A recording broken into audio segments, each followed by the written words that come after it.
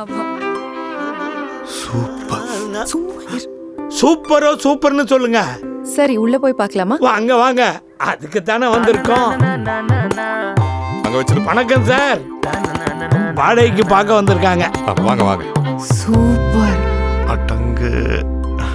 ஆனா ரெண்ட் தான் கொஞ்சம். இல்ல அது சார், சார் இப்பதான் புதுசா பெயிண்ட் பண்ணிருக்காரு, நல்லா பாருங்க சார். யோ, பெயிண்ட் அடிச்சு 4 வருஷம் ஆகுது. அதுவும் பட்ஜெட் பெயிண்ட்.